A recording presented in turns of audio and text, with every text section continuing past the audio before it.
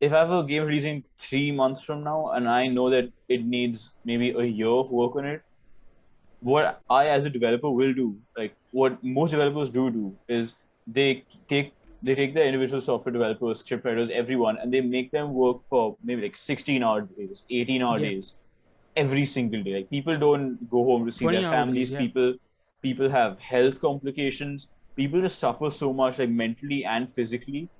And it's not even like they're getting like compensation for this. Like a lot of the time, they don't get any extra pay. yeah. Um, they don't get like special benefits. They don't really get anything out of the equation. The only thing they do get is to keep their job because a lot of the time, if people are like unwilling to put in this time, it's actually called crunch time. So don't forget, it's called crunch time, and it's Yeah, basically the like just like that makes you think, right? It's not just one studio, it's not just one company, it's not just one yeah, game, or it's not just it's a one game trend. that went bad or like that has got delayed severely. It's a trend. It's a trend to a point where the gaming industry has a term for it called crunch time. The fact that they have an actual term to describe this kind of work conditions shows you just how prevalent it is in the industry. Yeah, Yeah, because you're someone who's working as a software developer. You're writing like extremely complex code. You're working on like the script, on graphic design, on so many different things that take so much skill and are so complex. And you're doing it for 20 hours yeah. at a stretch, minimal breaks, no extra pay, can't see your family, and you get what, 3, 4 hours of sleep in the middle. You're basically living at the Mm-hmm. office at that point.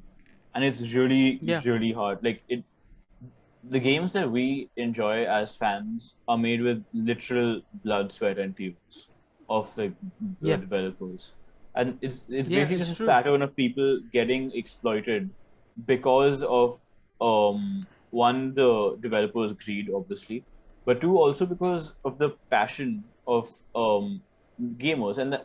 That sounds bad. It sounds like we're blaming the gamers. We're not blaming gamers. It's just that the developers are so like money hungry and they don't want to like disappoint the gamers Yeah, because of that they resort to anything like stuff like this. They resort to crunch time in yeah. order to meet No, I don't deadlines. think.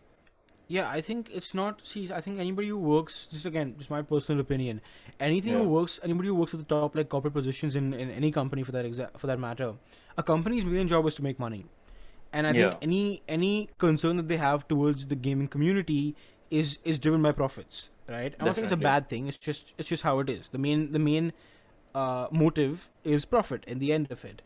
What's so different is the people who work on these games, the actual developers who are coding the games are incredibly passionate. These guys, like, Yeah, you would only work in the gaming industry if you loved games, right? If you actually enjoy games, you're a fan, and that's why you want yeah, to produce and give back to the fans what you have made, right?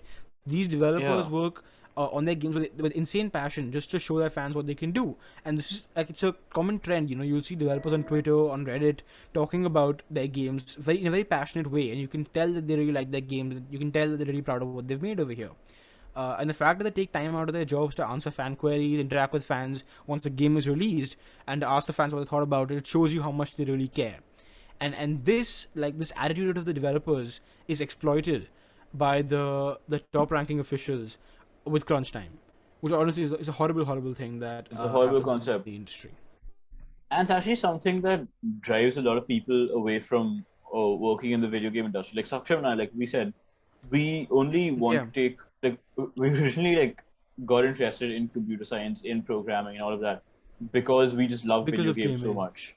Yeah, but then you Hmm. see something like this, and it's enough to make most people just turn away because it's not just, again, it's Yeah, not just one developer. It's a trend across the entire industry, and you just know that if you go and work at a major developer who has like a deadline coming out for a game, you know that you're going to be putting in crunch time, and there's nothing you can do about it. Right? And yeah, it's not just the developers who are already working at the company, right?